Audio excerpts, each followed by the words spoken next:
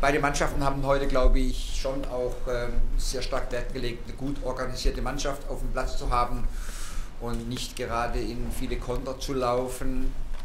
Ich glaube, das hat man im Spiel insgesamt ein bisschen angemerkt. In der ersten Halbzeit hatten wir dann aber trotz allem gute Möglichkeiten nach vorne. Wir haben, glaube ich, 3 oder 4 eigentlich sehr gute Möglichkeiten, wo wir die Angriffe auch durchgezogen haben. Das war in der ersten Halbzeit gut. Die Defensive insgesamt stand eigentlich um Mats Hummels auch sehr, sehr gut. Also da war schon auch eine gute Organisation. In der zweiten Halbzeit ist das Spiel so ein bisschen dahin geplätschert. Gab es ja eigentlich auf beiden Seiten nicht viele Möglichkeiten. Und was wir besser machen müssen, auch in Zukunft, ist einfach auch nach Ball gewinnen im Mittelfeld, dann wieder mal schnelles Umschalten und mit Dynamik zum Tor. Das haben wir ein bisschen versäumt. Wir haben dann den Ball in den eigenen Reihen gehalten häufig und der Gegner konnte sich immer wieder formieren. Von daher gab es in der zweiten Halbzeit kaum Tormöglichkeiten. Beide Abwehrreihen haben es irgendwie dicht gehalten, aber wir hätten eigentlich können besser im Umschaltspiel nach vorne agieren. Das, glaube ich, ist wichtig, dass wir das wieder eben auch einschleifen Richtung WM.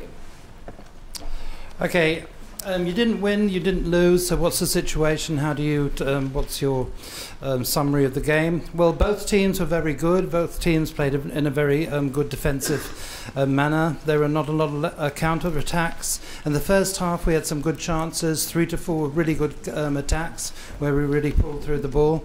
The defence was very well organised around Mats Hummels.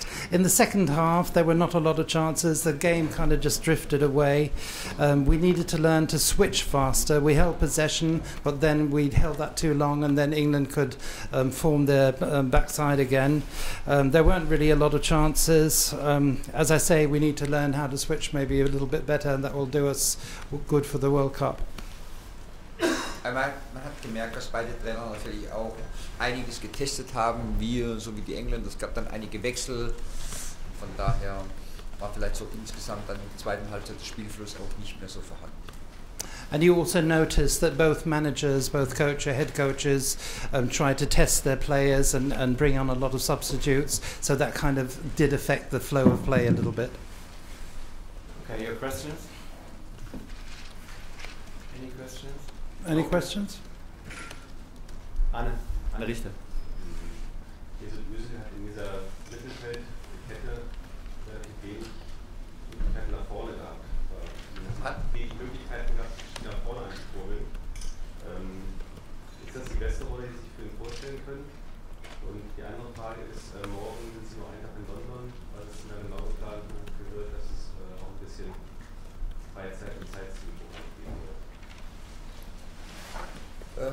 Ja, habe heute den Mesut ein bisschen zurückgezogen mit dem Ilkay, wenn wir dort eben auch in der Zentrale irgendwie ballsichere Spieler wollten, der Mesut ein bisschen mehr von hinten kommen mit Julian Draxler, der sich so ein bisschen fallen lässt als hängende Spitze dann auch, um vielleicht 3 gegen 2 Überzahl zu schaffen. In der ersten Halbzeit haben wir das ab und zu gut gemacht. Der Mesut hat so ein bisschen mehr von der Defensive ausgespielt nach vorne. Klar, seine Position ist normalerweise 1 weiter vorne, wenn dann alle wieder da sind, aber heute hat es eigentlich auch über viele Phasen ganz gut geklappt mit Ilkay und mit Mesut in der Zentrale.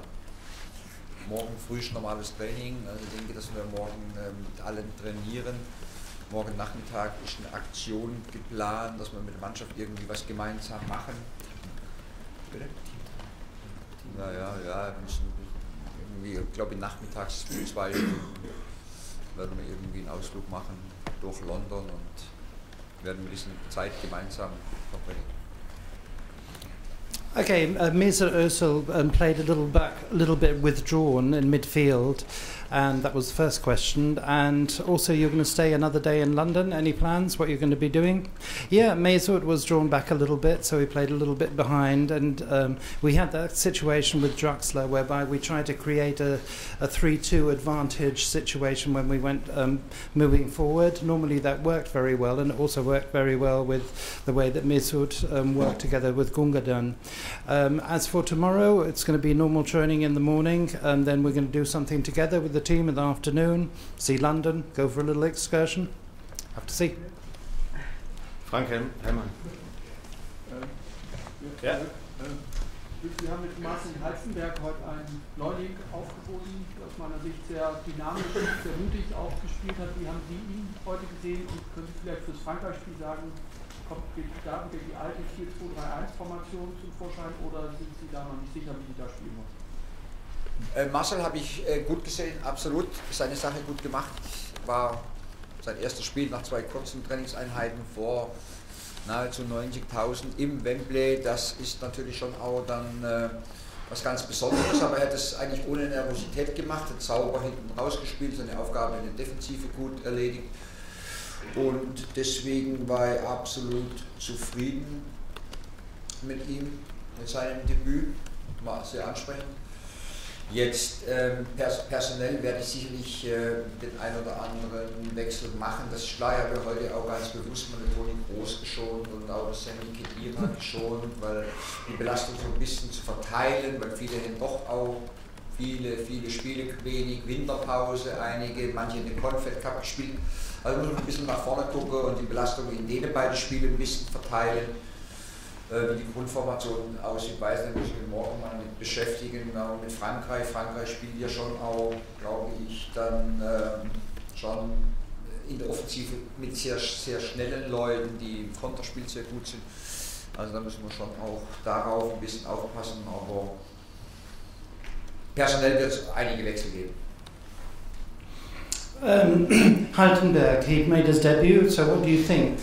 Whoops, it's something very loud. What do you think of his the way he played? Well, yeah, Marcel played very well. I mean, this is his debut in front of nearly 90,000 spectators here at Wembley, so that's very good, and I'm very satisfied with this debut. As for the personnel and for the next game coming up, yes, there will be some changes. I rested Kroos and Khedira because these players, they've had a lot of games. You have to take the weight off their shoulders. For the France game, I've got to take into consideration they're very fast in attack. They play a lot on the counter-attack, so you've got to weigh this all up when you put together your team. Yes, there will be changes for the France game. Michael Lorenz.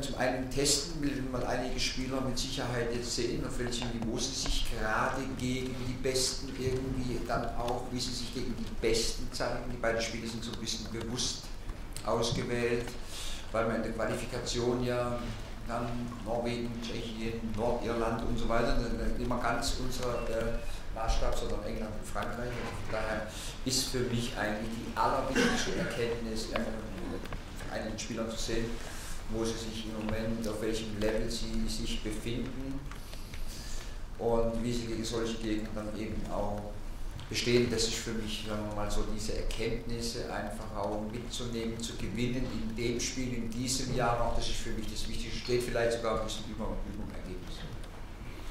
Okay, for France, what can we actually expect? Well, of course, I want to test players and I want to see how that they actually manage to pit themselves against the best in the world. In the qualification, these are very important games, but you're playing against Norway, the Czechs, other teams. I want to now see what level my players are actually really at, and I've got to use this situation now before the end of the year so that I can learn from that, and I've got to test them and check them out myself. Thomas Nowak.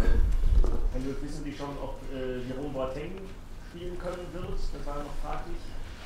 Ich glaube nicht, nein. Er hat bislang jetzt diese Woche nicht trainiert. Ich denke, er hat sich jetzt intensiv behandeln lassen, wird es morgen und Sonntag noch tun, aber ich glaube, dass er Anfang nächster Woche dann irgendwie auch nach München zurückgeht, weil es ist noch nicht 100%ig gut mit dem Muskel, er wird noch ein paar Tage brauchen. Muss natürlich auch im Training irgendwie so ein bisschen die Belastung steigern. Macht keinen Sinn, das ist eine muskuläre Geschichte, bin ich vorsichtig. Lasse ich ihn lieber eben auch in Ruhe gesund werden. Risiko gehe ich nicht ein.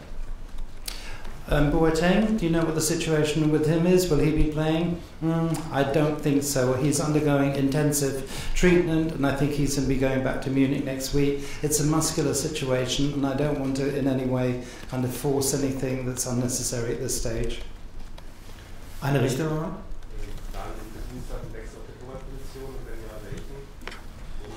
Habe ich jetzt noch nicht drüber nachgedacht, das erste Spiel mag, klar, möglich, dass wir mal, also morgen dann wahrscheinlich mal darüber reden, aber Entscheidung ist keine gefallen, ich habe mir auch keine Gedanken gemacht jetzt über das zweite Spiel bis dahin. I haven't really made any decisions or thought about the second game yet so far. Sie wirken gerade relativ so kontrolliert, fast ein bisschen nüchtern, kommen Sie mir gerade vor. Hast du das zweite Spiel in der zweiten Halbzeit so auf der Zufriedenheitsskala von 1 bis 10, 10 ist der Topwert, wie zufrieden sind Sie denn am Abend? Ja, es war ein klasse Testspiel für uns auf einem sehr guten Niveau. Die Engländer sind, glaube ich, seit 2014 schon auch viel besser geworden, spielerisch und so, und sehr viele gute junge, dynamische Spieler. Also von daher war es ein guter Test. Das ist für mich das Allerwichtigste. In der ersten Halbzeit war ich schon zufrieden, haben es gut gemacht, ja, mit der Mannschaft, die auf dem Platz war. Das war gut, ein paar Angriffe haben wir wirklich gut durchgezogen. Womit ich nicht zufrieden war, war jetzt so die zweite Halbzeit, dass wir in manchen Momenten es einfach verpassen, irgendwie schnell, das müssen wir wieder lernen. Ist in der Qualifikation häufig ein bisschen anders. Wir sind eine Mannschaft, wo immer gegen einen Gegner spielt, wo 10 immer hinten drin sind, wir das klasse machen, Spielaufbau. Aber gegen solche starken Gegner mit so einer starken Defensive muss man halt eben auch mal überfallartig dann irgendwie aus dem Mittelfeld ausbrechen und nach vorne durchziehen.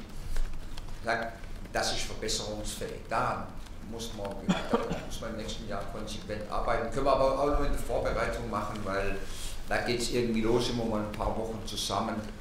Und deswegen weiß ich, dass manche Dinge natürlich jetzt nicht unbedingt immer so reibungslos funktionieren.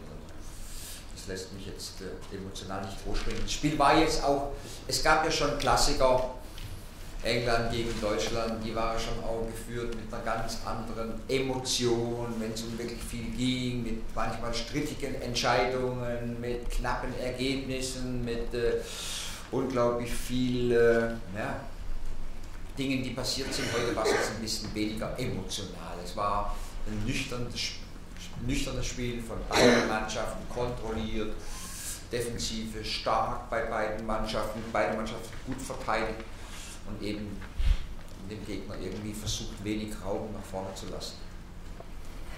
Okay, how do you actually see this game? How satisfied are you? You look like a little bit stern about it.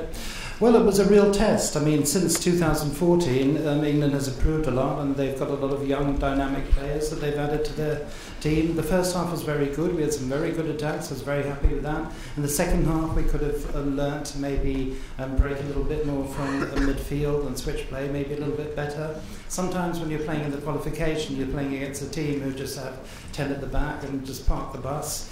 We've got to learn how to break through from midfield. We've got to really learn how to work on that, and we need to spend time on that. Of course, emotionally, this game today didn't quite live up to the great classic games of England against Germany, where there have been tight scores and many things have happened, so it wasn't so emotional. It was more a controlled game, very good defensive play, and everything was very controlled, as one can say. Herr Löw, wenn Sie sagen, es war ein nüchternes Spiel, wie haben Sie denn die Atmosphäre im Generellen wahrgenommen? Weil die Zuschauer sind jetzt nicht so interessiert an dem Spiel. Hat es Ihre Mannschaft in irgendeiner Form beeindruckt oder so? Nein, Atmosphäre Zuschauer ist natürlich klasse, und hier Wembley ist ja schon auch immer irgendwie für jeden Spieler schon auch was Außergewöhnliches. Daher, Atmosphäre war gut. Klar, die Zuschauer hätten gerne logischerweise irgendwie ein paar Tore gesehen. Natürlich. Und vielleicht auch einen offenen Schlagabtausch, das war es heute jetzt nicht, aber Atmosphäre war gut, And a question to the atmosphere? Well, come on, I mean, there were 80,000 fans here, more than that. I think it was a great atmosphere. Yes, a few goals could have helped, but I think the atmosphere in general is very good. Okay, letzte Frage, Michael. Last question. Sie haben irgendwie angekündigt, dass Sie schon werden wahrscheinlich im nächsten Spiel. Thomas Müller fehlt, Gabriel Neuer fehlt, in der Vergangenheit hat er von Kedira gefehlt. Machen Sie sich auf die Weltmeisterschaft, aufgrund der Belastung Ihrer älteren Spieler, diesmal mehr Sorgen um die Fitness und den Zustand Ihrer älteren Spieler, als in den vergangenen Jahren so groß zu tun haben? Nein. Wenn man die Frage kriege, immer irgendwie mal gestellt im WM-Jahr oder sowas oder im Turnierjahr, ob man sich Sorgen macht um den. Bitte? Ja, die Belastung war ja immer da, deswegen glaube ich meine, wichtig ist, ich glaube in Bayern zum Beispiel geht der Trainer ja auch ein bisschen besonnen jetzt mit der Situation um, der Jerome ist auch mal draußen, dann hätte man die Niklas gespielt, das ist natürlich gut. Bei uns ist ja auch so, dass ich nicht jetzt ein Spieler wie Toni Kroos, natürlich, eigentlich wäre heute wahrscheinlich, der wollte natürlich auch gerne spielen, das hat man ihm so ein bisschen angemerkt, da war er 2 Tage im Bett gelegen, warum soll ich ihn jetzt heute spielen, macht viele Spiele, also ich möchte irgendwie über das Jahr hinweg möglichst natürlich gesunde Spieler, möchte, dass sie leistungsfähig bleiben und ich möchte vor allen Dingen, dass sie am Ende der Saison noch irgendwie vielleicht dann auch mal höchstleistungsfähig sind, nochmals einen draufsetzen können, das brauchen wir. Und wenn ich manche Spiele jetzt, oder die Spiele vor der Nationalmannschaft waren englische Wochen, glaube ich 3, jetzt kommen wieder englische Woche, die Winterpause ist viel kürzer, also von daher muss ich jetzt einfach in diesen Testspielen einfach ein bisschen gucken. Semi Khedira hätte können auch spielen, der hat jetzt kein Problem oder sowas. Und gut, Manuel Neuer weiß ich jetzt aus medizinischer Sicht, dass relativ gut im Plan ist. Also, da muss man sehen. Und wenn dann am Ende, wie es ja immer mal bei Vorturnieren war, wenn dann der eine oder andere ausfallen sollte, deswegen haben wir die Spiele und Qualifier Cup, dass wir Alternativen haben. Deswegen lasse ich natürlich auch manchmal in den Spielen eben den jungen Spieler, der hier Erfahrung sammeln kann, ja? Weil dann dürfen wir auch nicht überrascht sein. Aber wenn sich dann im Mai jemand verletzt oder nicht fit ist, dann müssen wir damit auch mal leben können. 2014 ist der Marco Reus als ein wichtiger Spieler, der damals in einer sehr guten Form ausgefallen. Okay, damit muss man leben, werde ich nicht jammern, sondern ich muss jetzt einfach auch bei uns zumindest ein bisschen gucken, dass die Spieler nicht überbelastet sind in Länderspielen, vor allem wenn es Testspiele sind. Ich hoffe, dass im Verein auch so ein bisschen darauf geguckt wird, ja? Weil bis Ende der Saison ist die Belastung immer hoch. Okay, Boateng was rested, Khedira, Neuer, the older players. Do you have like fitness worries about them? Well, of course, you know, I mean, you do worry, the pressure is always there. Boateng hasn't always actually been playing with Bayern. He's been rested a few times. Toni Kroos was actually in bed for 2 days, even though he did want to play. You want to have healthy players. You want to have the players at the top level at the end of the season. We've got periods coming up where we've got 3 games a week. We have to compensate for this in friendlies. You know, things aren't going to always go absolutely ideally the way you want them, and before tournaments we have to always make sure that we've got alternatives so that we can bring in maybe some younger players, so that if someone is injured in May, you've got an alternative. This happened maybe before 2014 with Marco Reus. You have to make sure that you don't put too much pressure on the players, you know, the clubs don't put too much pressure on the players, and that you've got everyone at top level at the end. Okay.